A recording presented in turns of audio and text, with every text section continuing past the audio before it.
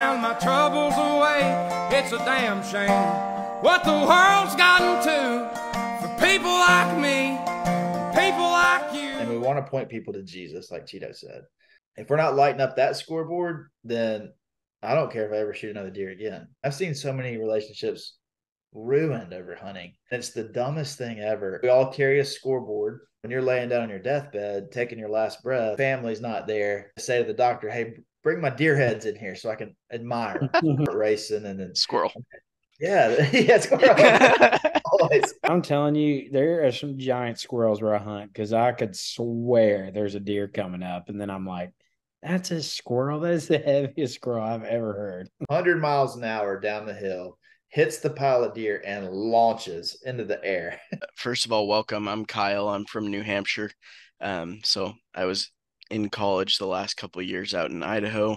That's where I was mostly hunting, shed hunting, and then now I'm back here. So I'm trying to basically hunt New Hampshire, Massachusetts, Maine, possibly Vermont, and then I'm going to do a hunt in Ohio. So it's going to be very hard, but those are the states I'm hunting this year.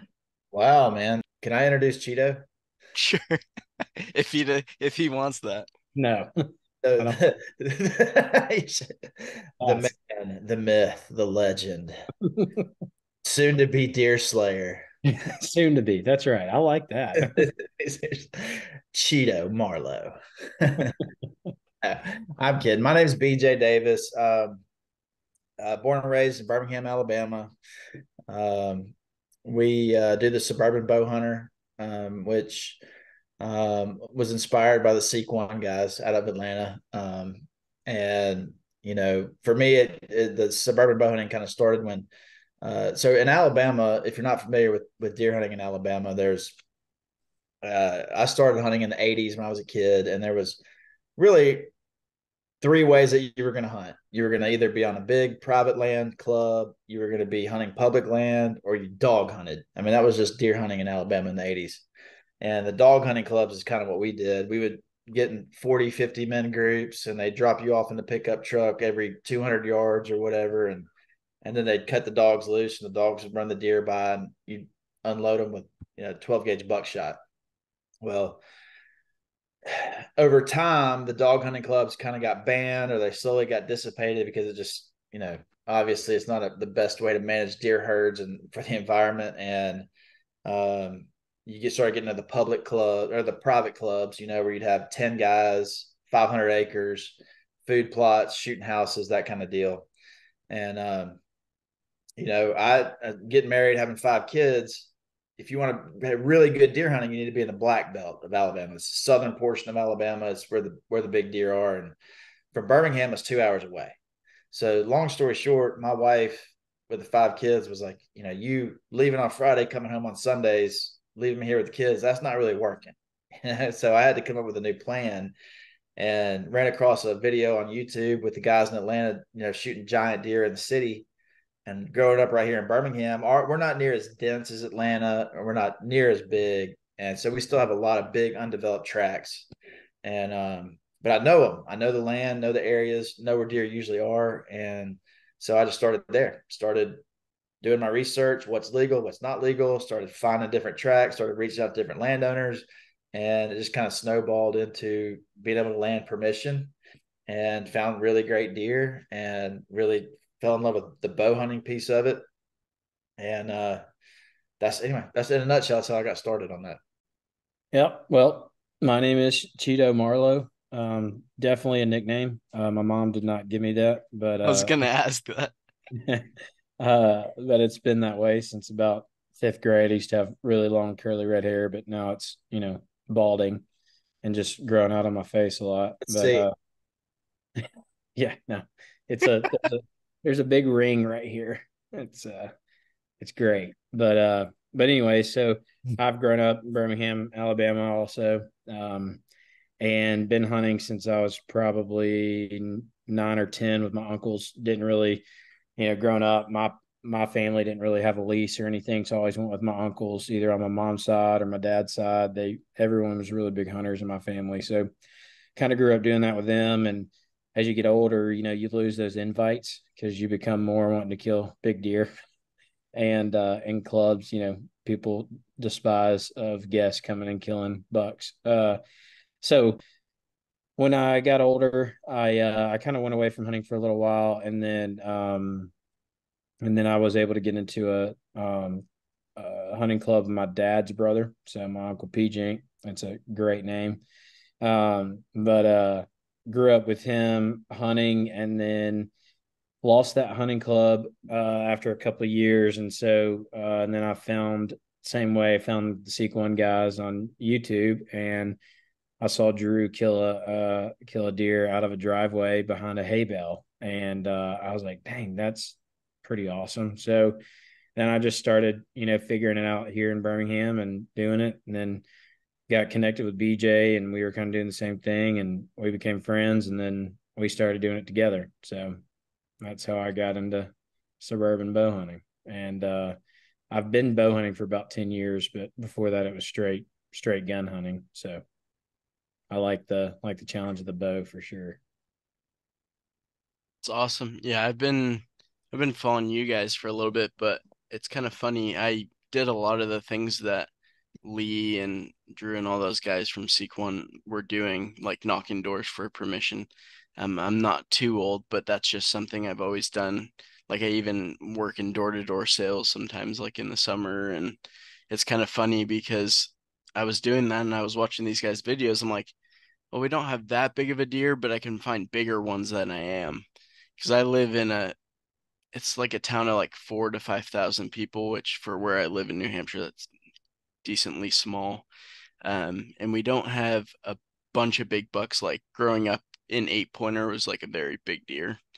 And my parents didn't hunt. My parents are from England. So my dad was a big gun guy, but like, yeah, my parents did not hunt.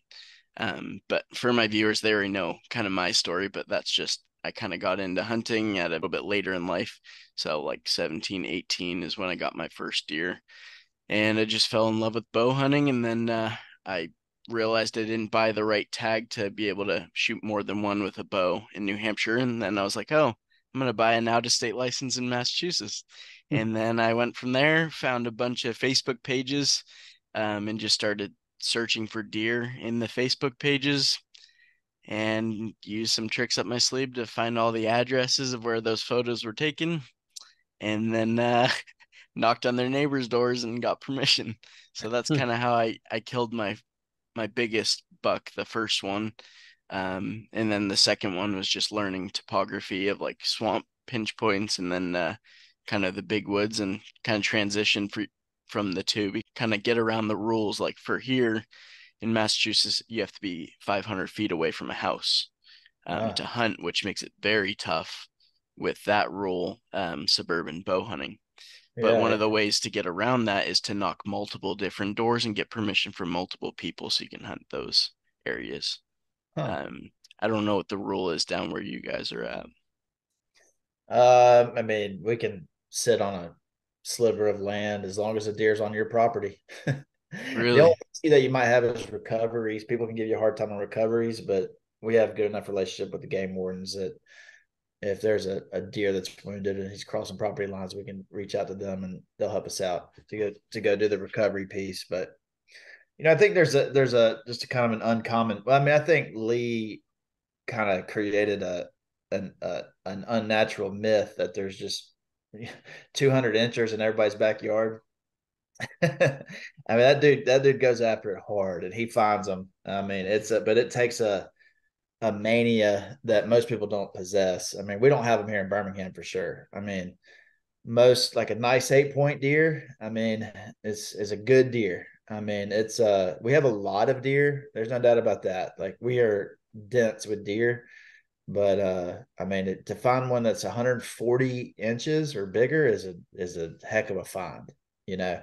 And but Cheeto and I have always been kind of the belief that it ain't about the size of the antlers. I mean, of course, everybody wants the trophy. Everybody wants the big one. That's the goal. But a nice, mature, old buck.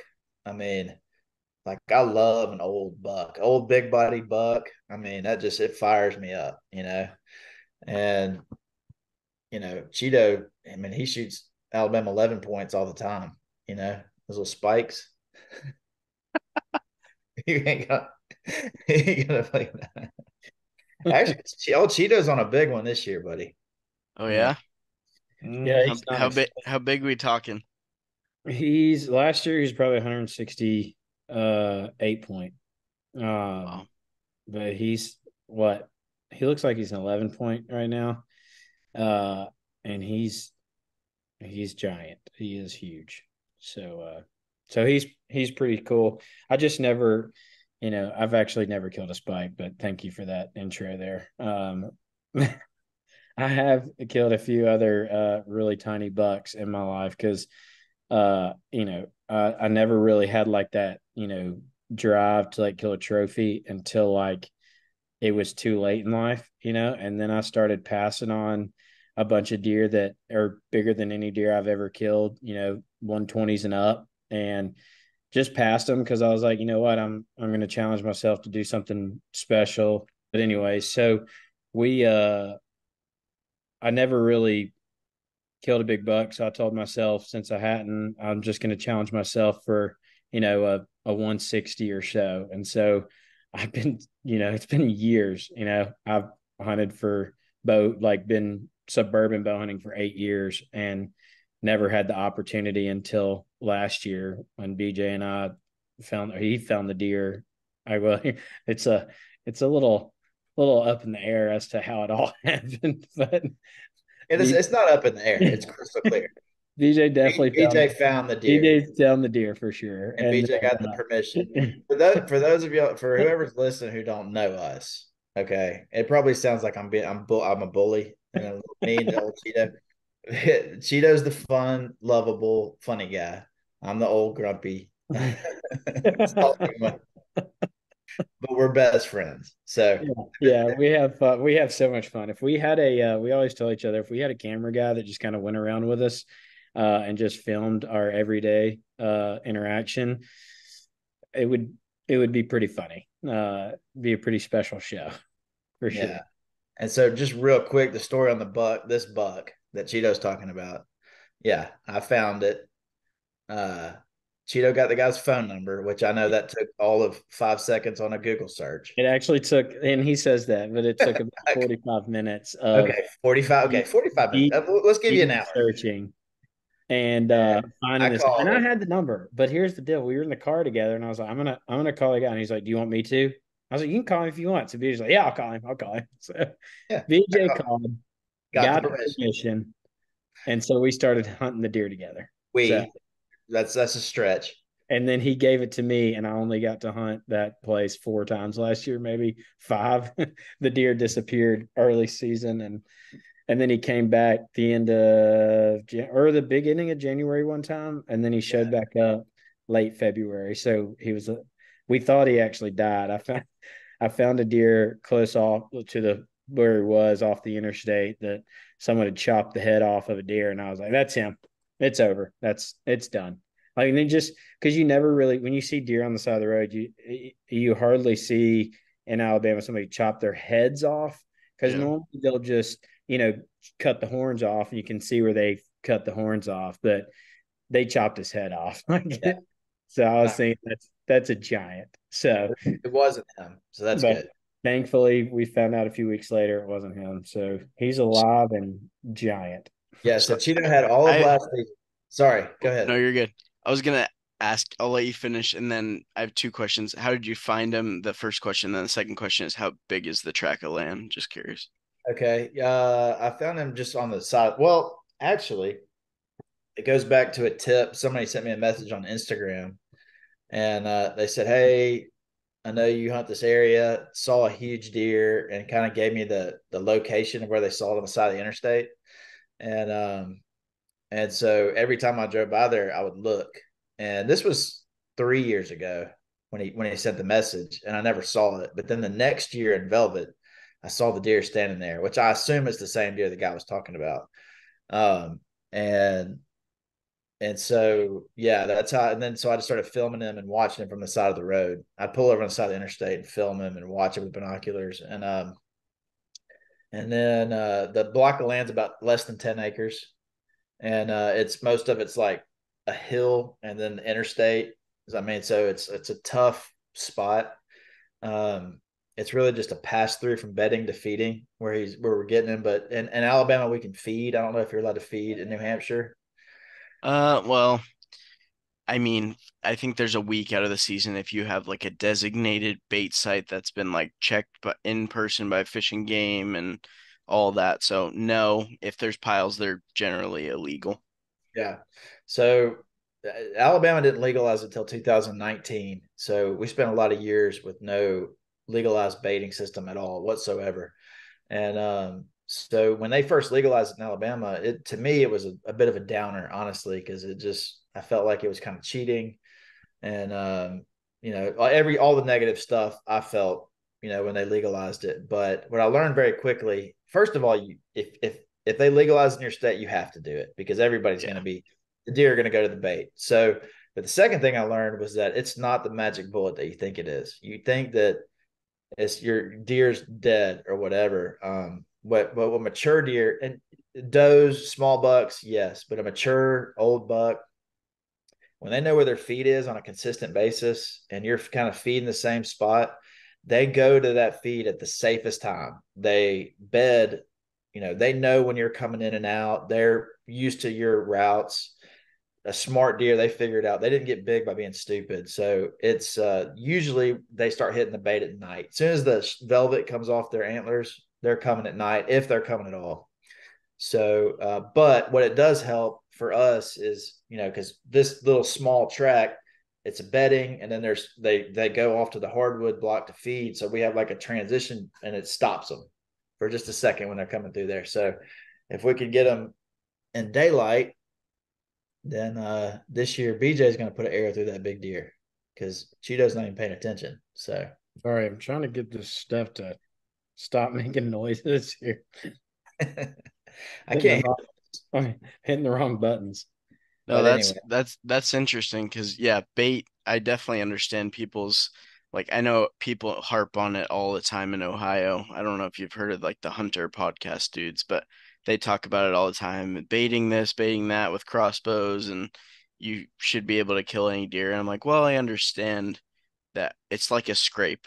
They know they've left sign there. They know they want to go there, but it's whether they want to go in daylight is a different question, or if they feel safe. Because deer will pattern us a lot of times more than I've heard many stories of people saying, "Oh, I'd park my truck here, but as soon as I didn't, and then I walked around this ditch, then I killed him that day." Yeah, so it's kind of interesting how that works. Have you tried other properties surrounding it to try to find where he's going when he leaves after he sheds velvet?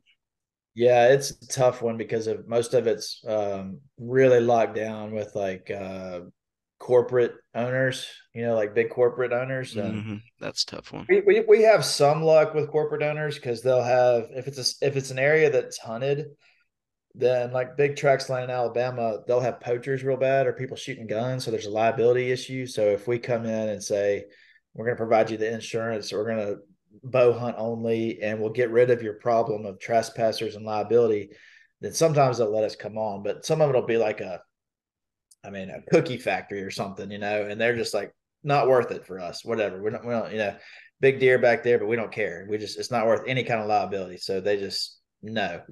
And that's kind of where this one is. It's in a weird, there might be a house or two, like a private deal that Cheeto is going to try to dig up, I think.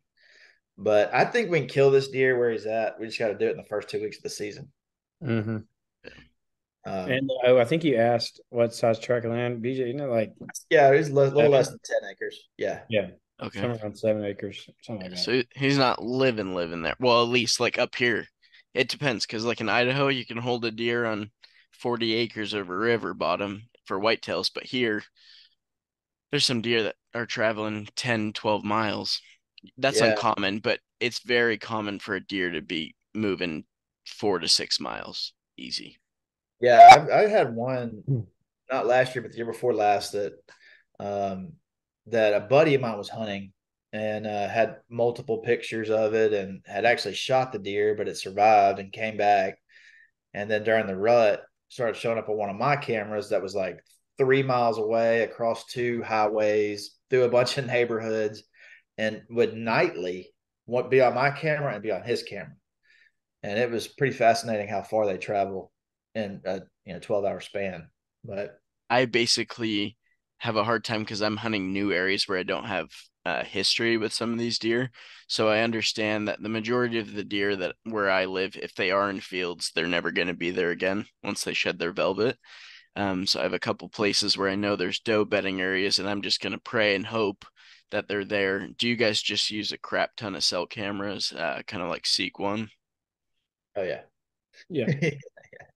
Yeah, man. I mean, it is a constant roulette of moving the cell cameras around, trying to locate, pattern them.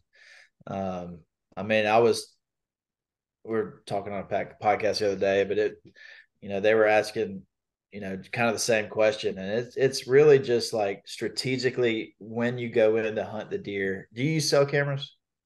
I just started this year. So I have a Tacticam, and then I have three Muddies now. Yeah, so it's kind of the same thing with the baiting piece. Like when the cell cameras came out, at first I was like, I used to love going and checking my cameras, pulling the SD cards out, put them in a little SD card pouch, driving back to the house, throwing it in the computer, and just going through the pictures, and be like, oh yeah, yeah, yeah, this is great. But with the cell cameras now, it's like I can tell this deer comes in here at 5:15 p.m.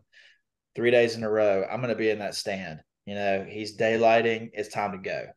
So it's a game changer. It helps out a bunch, and yeah, we take full advantage of it. Um, I mean, it'd be silly not to if you got it. Yeah.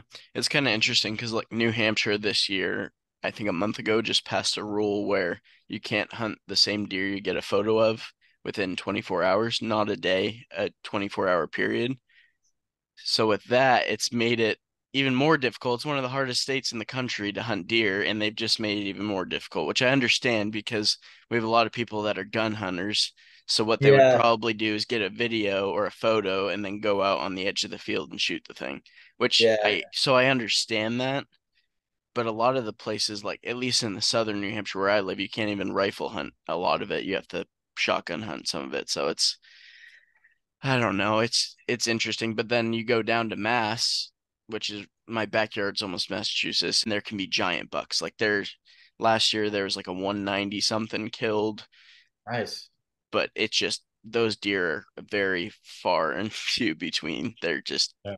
because people, if it's brown, it's down, people shoot it. And the fact that like 2020 was my last season here, and I passed like 18 bucks, and I'd say only 4 to 6 of those were 8 points. The rest were like smaller. And it wasn't that I was in the wrong spots. It's just we didn't have the age class like Yeah, that year. And when you did get a picture of a buck, I had normal trail cameras and I'm like, oh, he was there 15 minutes before I got in my tree stand.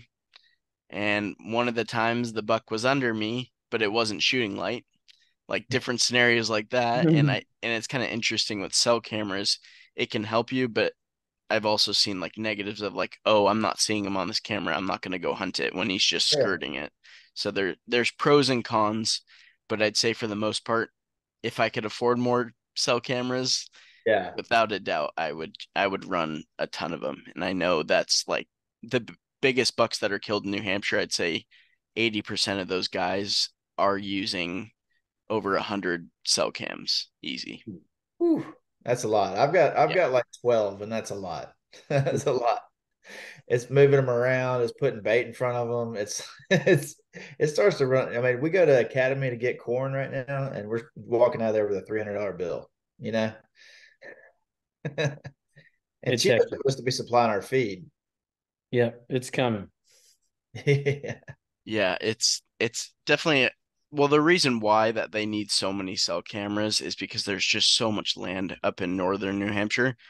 When a deer is traveling 6 miles, you want to have one on every ridge to know which way he's going down, which way he's coming up. So like I understand why they're doing it. It's just it puts someone in my perspective like at a disadvantage because I'm like, oh crap, I I need to either get a bunch of cell cameras so I can keep up with these guys, or I need to implement waiting till gun season and just tracking footprints, which is what a lot of people in the Northeast do.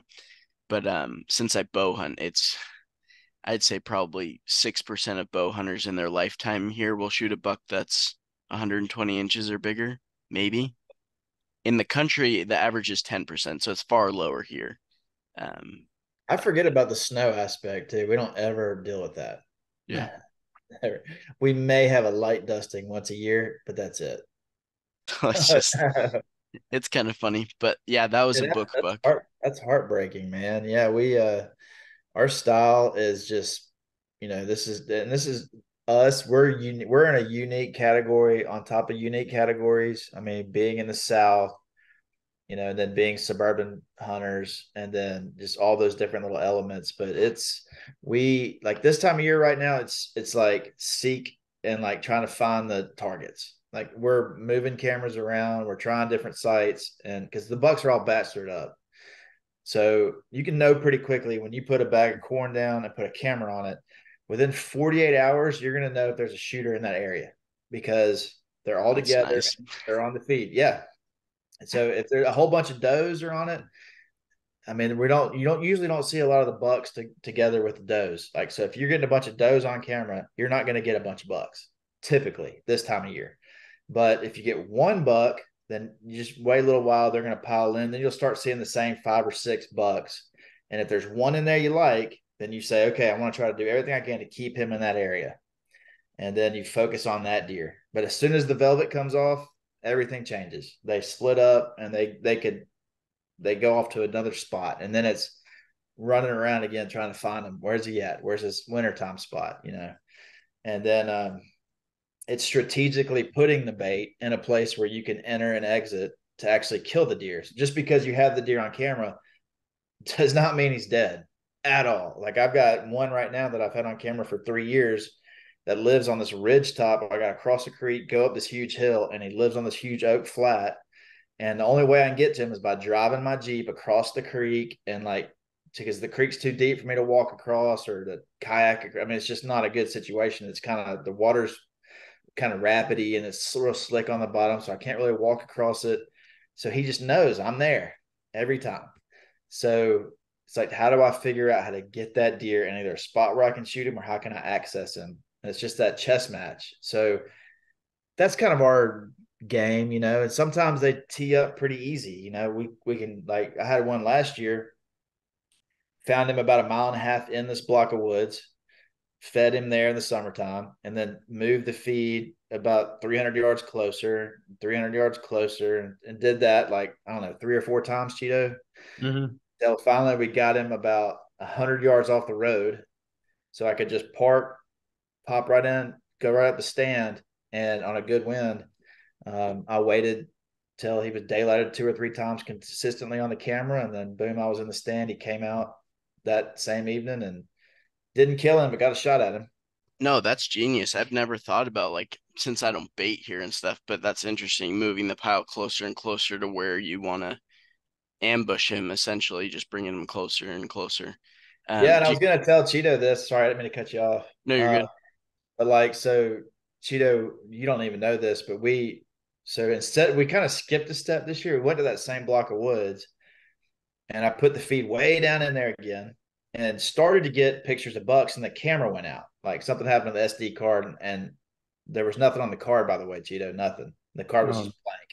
So anyway, we were like, let's just put the bait by the road, like where we ended last year, because they knew where it was. Not a single deer picture. So it's like you just got to put the work in sometimes, you just got to get in there and find them and just do it. I mean, it's just not, they're not going to just come to you every time. So Yeah.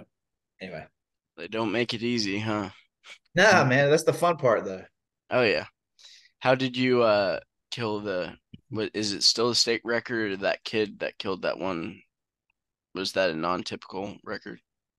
Yeah. So yeah, he's a state record. So there's a couple different categories. He's the only group that I had scoring was Buckmasters. I didn't do Pope and Young or any of the other ones. I just did Buckmasters. And um, so in the Buckmasters scoring book, he's number 1 semi-regular, number 2 typical, and number 4 non-typical. So he was 199 and 4/8. And anyway, we round him up. He's a 200. Agreed. And that's a super rare. I mean, obviously he's a state record, so that's just a super, super, super rare deer um, anywhere in Alabama. And like we don't have them in Atlanta where the genetics, like even if you let them get old, a lot of times they're not going to get bigger than a 130. You know, um, that one I don't know what happened. He just turned into a freak. He just had the perfect mix of genetics with nutrition and habitat and just he had another one with him too. When I shot him that year, he was every bit 180 inches without a single deduction. He was a 6x6, perfect rack, and he got poached. That one got poached, but yeah, it was crazy. My buddies in like Oklahoma or Texas and like Kansas, a lot of times they'll tell me that some of their bucks will reach their maturity or get too old. It's just people don't shoot them because they don't have a big rack. Yeah, But here, the problem is getting them to a maturity. So if a buck gets to 4 years old in another state, he might have a Pope and Young rack.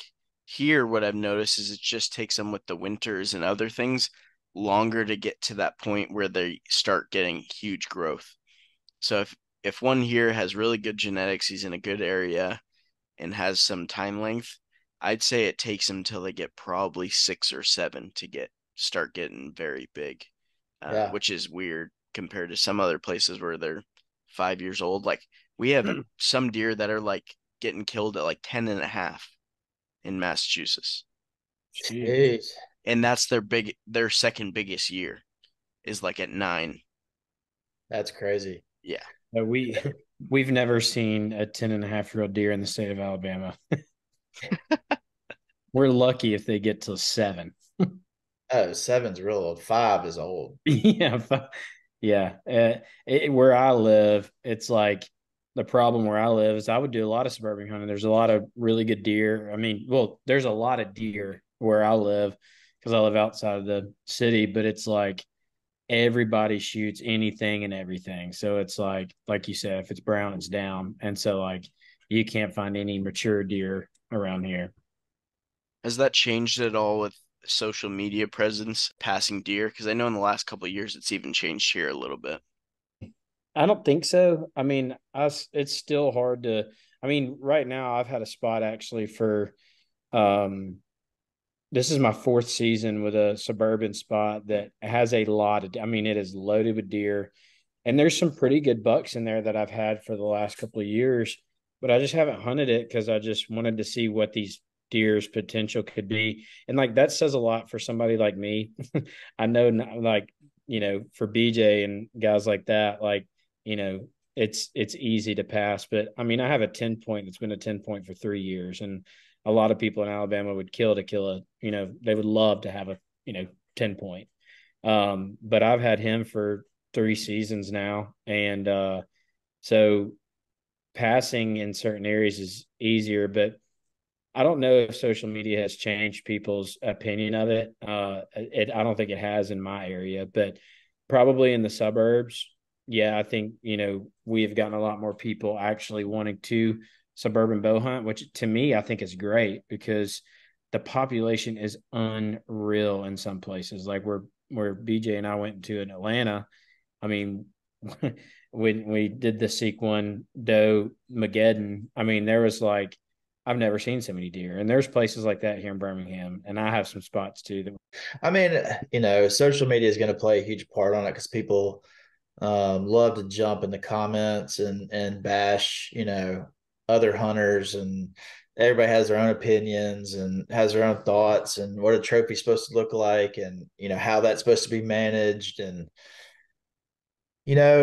we just kind of run with we're going to obey the law. We're not the lawmakers, and we're not the trendsetters, or we don't feel like we are by any means. And we just want to have an opportunity to chase deer that get our adrenaline flowing and get our blood pumping. And I just through, I guess, as you mature as a hunter, then I probably don't necessarily want to shoot a small 8 point or 6 point anymore, just because that's just kind of where I am in my hunting walk, but if one of my boys, wants to get on one, or if a buddy is like get fired up about shooting a 6 point, then let's go hunt, man. Like I'm not, I've never been of the school of like we're gonna only shoot 5.5-year-old deer that are 150 plus inches, and if you shoot anything like that, then you're just not a real hunter. I mean, that's never been my way of thinking, and social media is just something that I ignore. I learned to ignore it pretty quickly. I mean, whenever I started doing this thing in the Suburban deal or whatever, and started putting myself out there in public, I realized pretty quickly that there's a lot of opinions, and there's a lot of thoughts, and a lot of people that don't necessarily agree with what I say and how I do things. And um, you just, not that I don't care. I do care. I care about what people think or whatever. But at the end of the day, I'm doing it because I love it. I'm passionate about it, and it's fun. And if there's a lot of people that do agree with it, Yeah. and sometimes it's hard. It's really easy to get that one nasty comment, and you'll have 40 like real kind, encouraging, pump you up comments, and then there's one that slides in there and says something negative, and that one negative will stick out in your head. Yeah. But it's like just water off a duck's back, man. You just move on, and we're just gonna do what we do, and if you don't like it, then go do something else. Yeah. Yeah. And I mean, so BJ and I's like whole heart behind what we do anyways is, our behind our channel is to represent Christ and just to kind of share the gospel through what we do. And man, if we could take a guy hunting and, he gets fired up over a 6 or an 8 point that might score 120 because he's never really hunted or done anything like that, man, we're going to be fired up too. Cause I mean, that's really what it's all about, is really enjoying God's creation and just kind of sharing that with other people that might not ever get the opportunity to. Cause, my dad he wasn't a huge hunter. I mean, he enjoyed it, but, we just never had the places to go. So it's like, he just wasn't like passionate about hunting it, like, hunting like my uncles. And so like, man, like people like that's just grown up. I mean, there could be guys our age that's never even hunted in their life and don't know anything about it or what to do. And just sharing that with others is, man, what we want to do. So, I mean, even for me, my biggest deer I've ever killed was last season. And I just measured him myself just for fun the other day, and he might be 110. So, and it was fun for me because I've always passed on so many deer, and I was literally just out looking for a deer that my wife pretty much got shot. And throwing her under the bus. Yeah, it is really bad. But it was her first time. I mean, it was literally her first ever slinging an arrow at a deer, and it happens. And people just, you have to realize that adrenaline, honestly, her never even hunting in her life, never even killing a deer with a gun, and then just doing it with a bow. I'm fired up that she even hit the deer. I mean, so it's really cool. I was there, just looking for that deer and thinking it might just come back being injured, might want something to eat, but never saw it, and then had this buck come out and got the opportunity, so I did it. So and it was fun for me, so I really enjoyed it. So I just, if somebody enjoys that, man, I want to encourage them through it. I don't ever want to make fun of somebody for shooting a smaller buck. I mean, whatever excites them. No, and that makes me sick. I will say, like, the only time I have been upset is when someone else gets the buck that I'm after. But that's just me being honest. My perspective has totally changed. So it was a real learning curve for me. So last year, I got a phone call to good friends, and he says, "Dude, that big buck that you chased, just got shot." And I was like, "How big?" And the reason we know it's the same deer is it was only a mile and a half away from where I hunted him. I had him multiple times in front of me, but well, it was during bow season, and he was 70 yards, and he wouldn't break that. And he gross scored 179 inches, uh, and he's a top 10 all time. And it was killed by a kid that had never killed a deer before with a rifle. And my heart just sank. Mm. And I was like, Heavenly Father, I understand that I can't be there. It's not my deer. I'd been gone, but it still was like I put in so much effort hunting a mature buck back then. Like, and I had different opportunities and it never worked out. And then I thought to myself, like thinking about Christ, and Christ is a huge part of my life, and I don't drink, I've never smoked. Thought to myself, how can I find joy in other people's success? And I think in hunting, that's one of the hardest things you can do.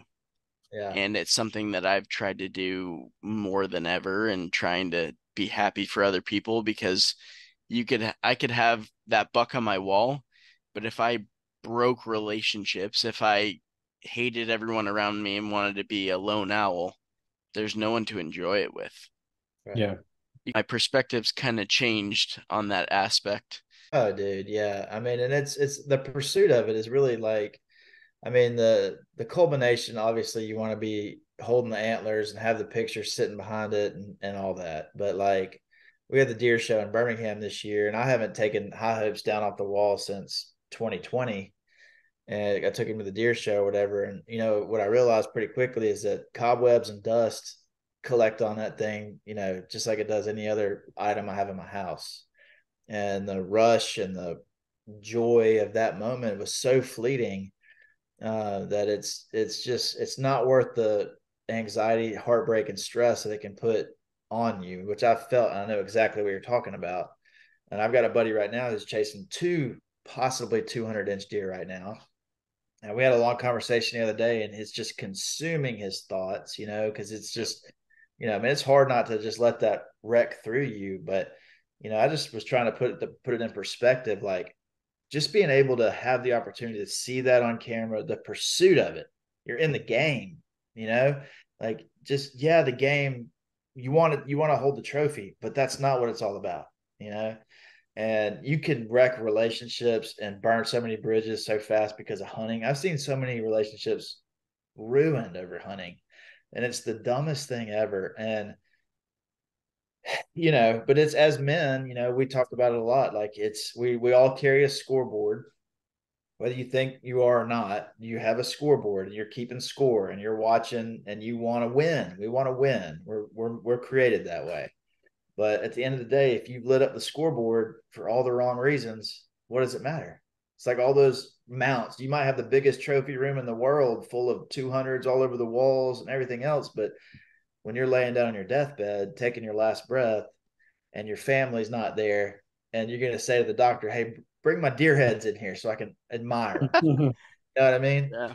I mean, it's, no, you're not. Where's my family? Where's my friends? Where's my loved ones? You know, nobody's gonna. Your kids are just gonna sell them anyways one day. You know, I mean, you're gonna be in a garage sale somewhere or something. You know, I'm gonna get tired looking at them. No, yeah, they love me so much they want to cherish them as much as I did. yeah. That's why I Yeah. film for them. Seriously, Yeah. no, it totally fades. My uncle moved from his house to the lake, and he got a fifth wheel, and him and his wife just retired at the lake, and they built this huge deck and just awesome stuff, and it's like the coolest place ever. But and a fifth wheel, you can't really you can't hang deer on the wall, and he has all these mounts, and he's like, Cheeto, I can't do anything with these. Like, do you want to like have them? And I was like, I don't know if that's like a cut down or what you're trying to do here, but no, he has nothing for him anymore. And so just like, and they're great, huge deer. And he was just like, I just have nowhere for them, and I don't really care for them. Do you want them? And they're still my attic, but don't tell him that.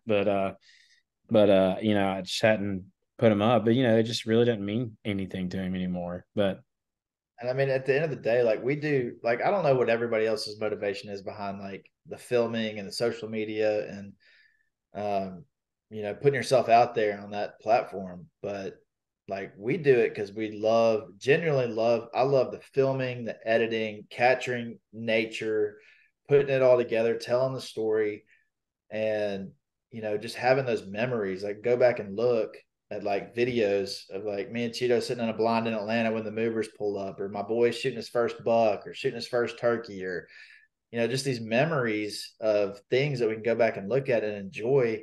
That's all that matters. Like how many views, how many clicks, what the comments are, if is it monetized, what, like all that can just burn for all I'm concerned. It's just it's a passion. We're hot, we make it fun, and we want to point people to Jesus, like Cheeto said. Yep.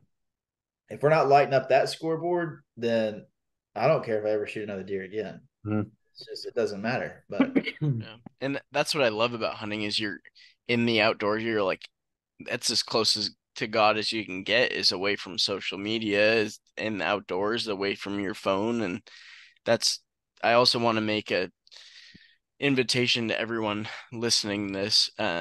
If you just want to take a couple hunts this year, just don't look at your phone at all. Just sit there and try to embrace, read the Bible, do something to bring you spiritually closer. Because I know when I've sat in the tree stand and just looked at my phone, it it it doesn't help me any aspect as you. That's why I started filming, is like I wanted to show my family members. For part of me, my dad wouldn't believe if I was seeing this many deer if I didn't film it. So that's the first thing, is I wanted to make sure I wasn't telling fish stories that the fish was this big when it was really this big. same. So I also wanted to share my passions because none of my family hunts. And one of my goals is to like show other people how to hunt and like see their success. So this turkey season, I got three of my friends their first turkey, which was like so cool to me to see the joy on their faces. Like I used to guide kids doing fishing and like all that. And just, it's cool to have it to yourself, but it's another thing being able to see someone else's joy from hunting. And I don't have any kids, I'm not married, but when that time comes, I'm excited for that aspect as well. Oh yeah. Oh yeah. That's a game changer, man. Like it is. There is nothing sweeter than being in the woods alone in the silent with the wind and the just nature. I mean, it sounds cheesy or whatever, but That's that pretty neat.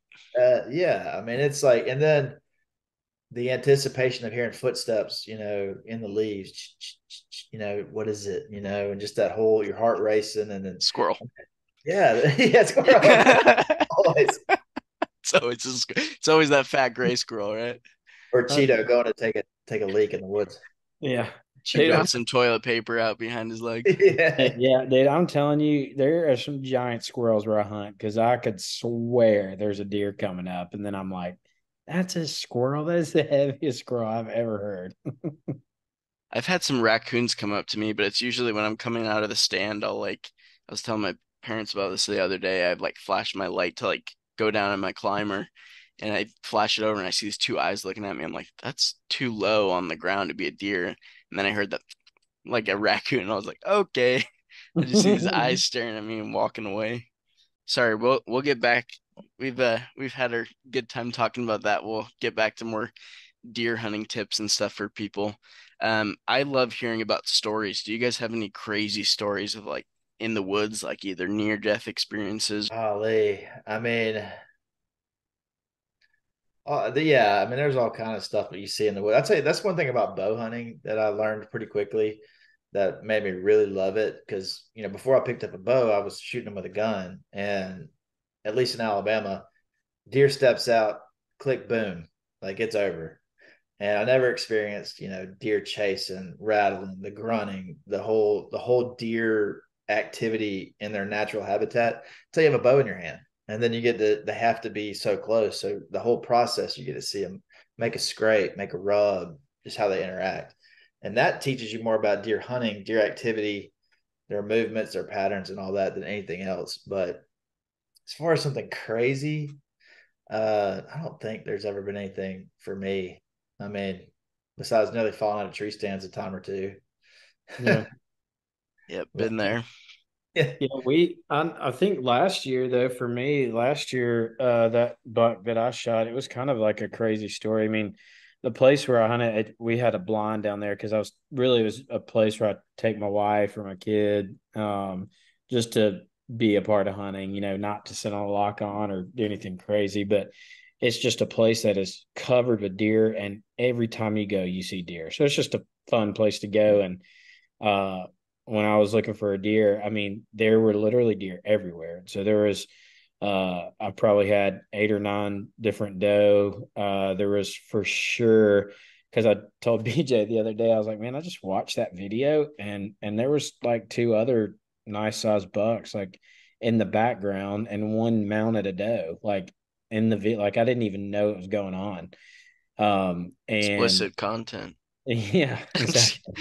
And so like that happened, and I didn't honestly really know that was happening, but in that hunt, like for some reason, I don't know what it is, and somebody listening might feel the same way as me, but it's probably not. I'm normally singled out, but but like the closer the deer is for me, the harder it is to hit. I don't know why that is, but this deer literally came in at like 7 yards, and from the ground, of course, you're having to like move super slow, like just you can't really make any noise, like even just the slightest, like when you pull back and you sink in. I mean, those deer just turn and look at you, and you're just like so close. But I shot right over the back of that buck for the first time, and I was like, "Dead gummit!" Like, I mean, like I was the closest deer I've ever had. I wasn't nervous or anything, and so I started grunting because it was kind of they were rutting, they were chasing each other, and so I was like, I'll see if I can bring him back. And he was like 50 yards. I could see him and started grunting, and he started making his way back. And I turned around, and a bunch of doe and two more bucks were coming up. And I was like, well, this is awesome. So then that deer, turned broadside at 20 yards and perfect shot. So, I mean, it was a cool, crazy story for sure. But that's about it for me. BJ was with me one time too. BJ, do you want to tell the story about the 100 deer that came up? Deer coming from everywhere, and I shot the pre-shoot, the pre-shot, and then the miss. Are you talking about when you shot through the blind? No, when What? we were Oh, this is a different time. yeah, but still killed the deer when I shot through the blind. That was That's why there's a hole in the blind. that happened. It wasn't our blind either.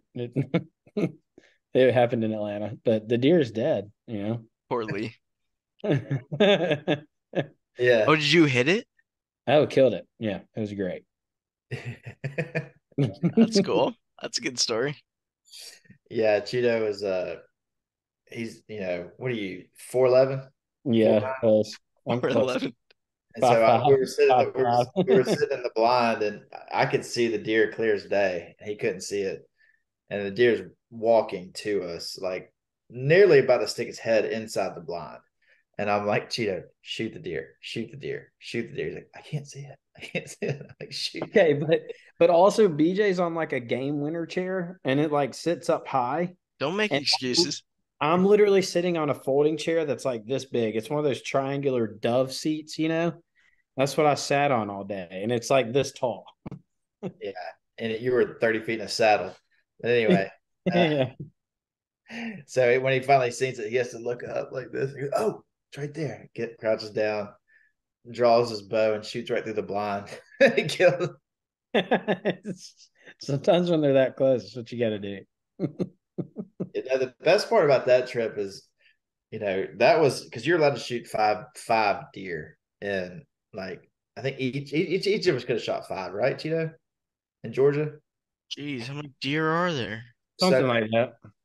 I mean, we shot. I mean, we shot five total between the both of us, but so we stacked them all up. We shot five, right? Yeah.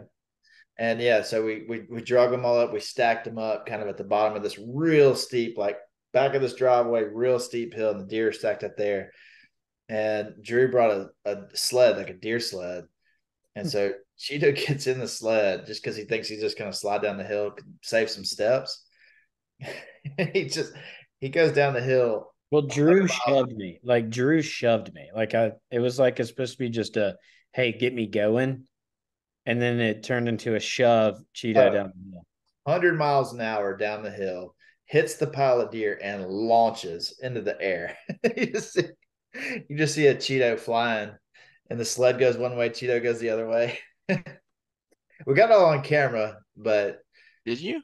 Is it on the Dome Again thing? No, we didn't put it on there because we try to show hunting in a good light, and that probably wasn't the best. Yeah, that's and it that wasn't makes sense. like the goal, and the context just wasn't there in the video to be able to show it. but like it wasn't like, hey, let's go ramp off the body of deer. Like that's Yeah. what.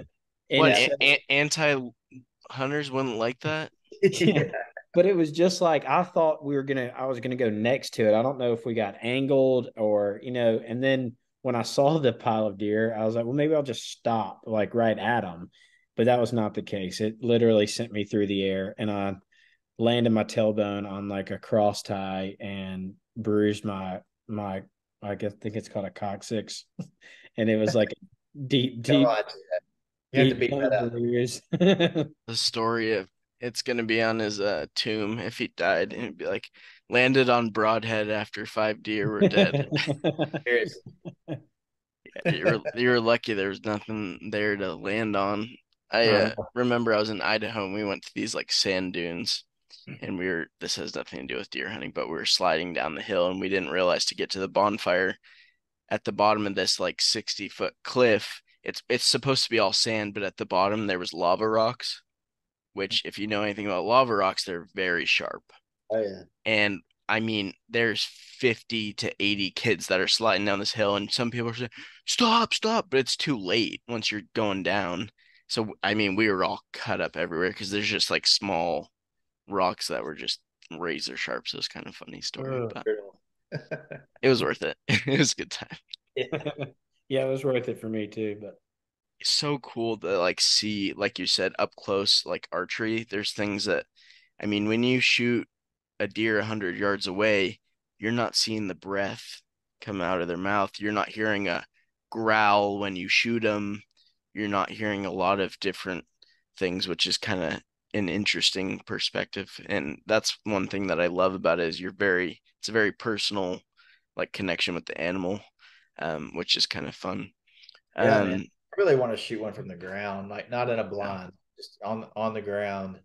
And Alabama, like out west, when you can use terrain and you can, kind of work your way around, see a deer bedded from 600 yards away, and then use terrain to get your angle.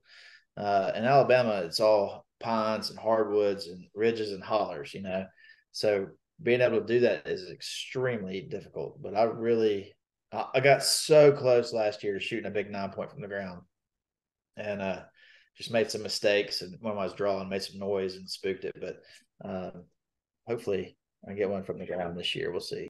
but something that I noticed last year I killed a deer with my bow from the ground, which was so cool.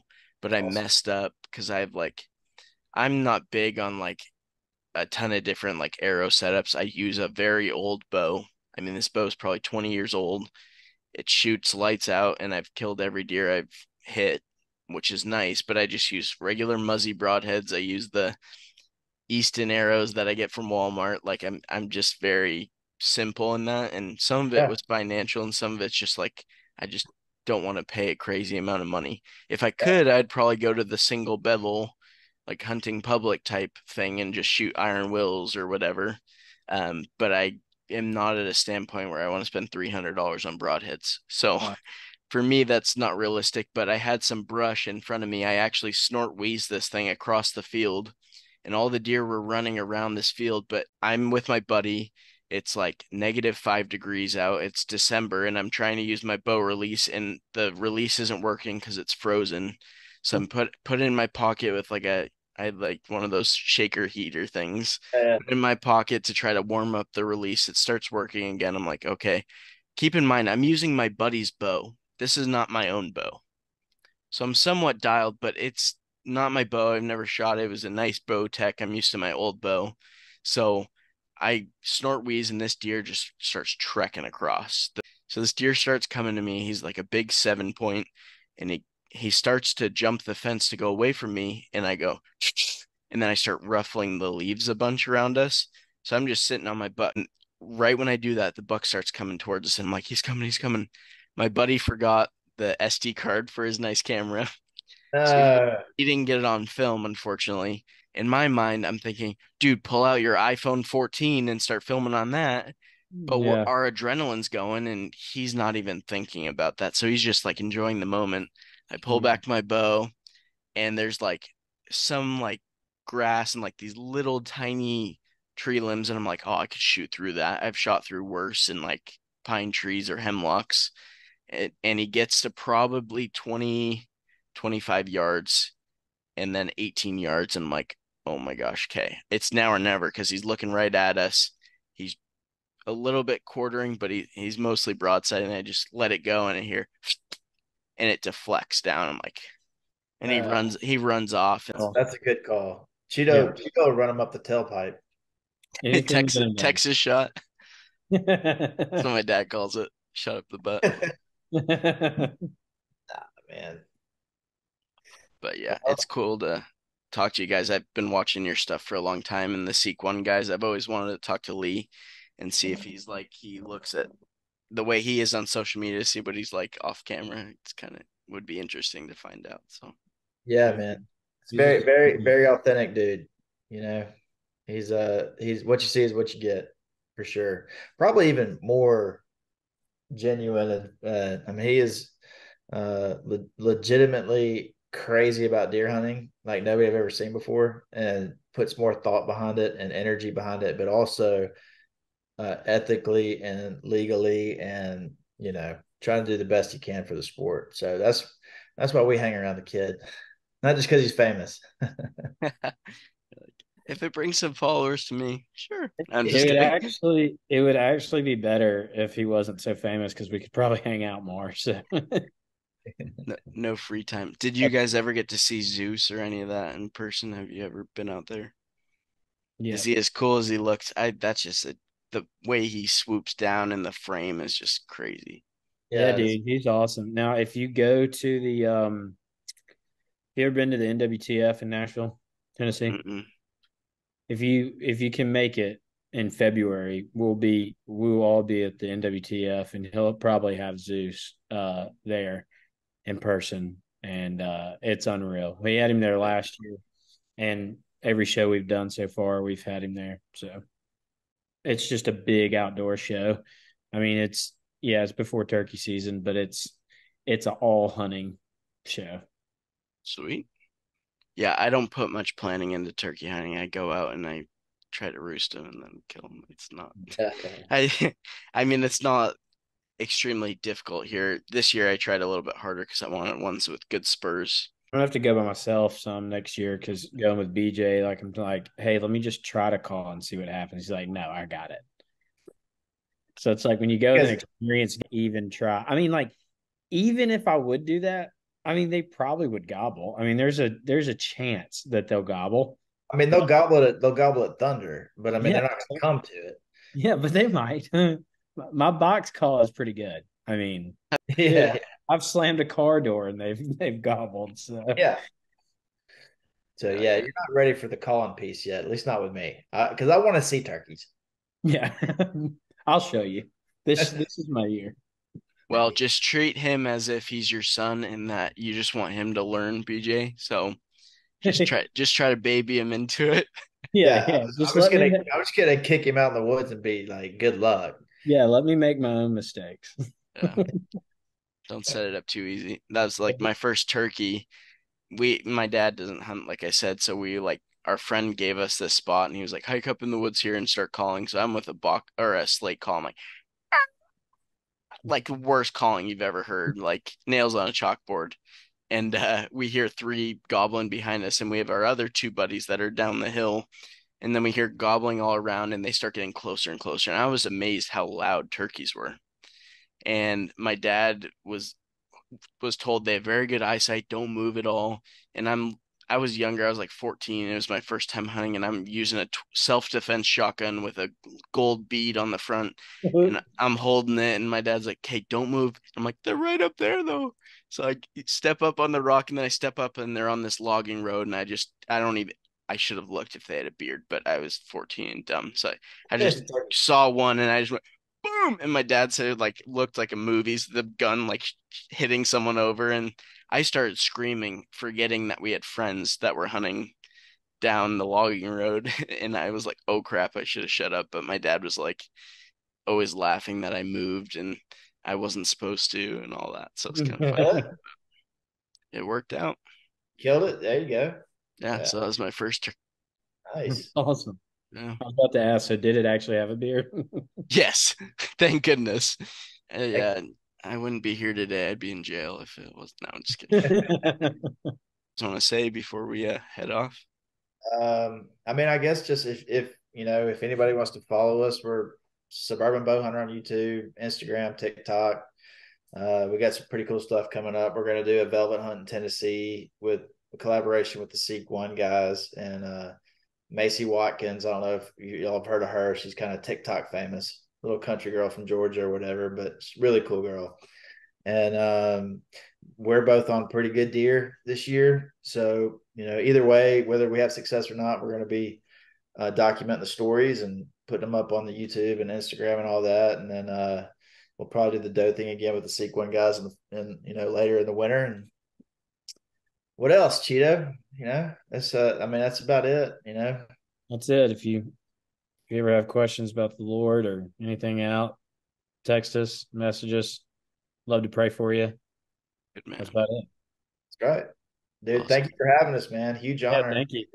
No problem. I really appreciate meeting you guys, and hopefully we can hunt someday. We'll try to figure that out in the future. You seem like dude. real quality dudes, so it's good to keep you in a network. Yeah, Sounds man. good, I'll man. hit you up if we come up there turkey hunting. Come see you.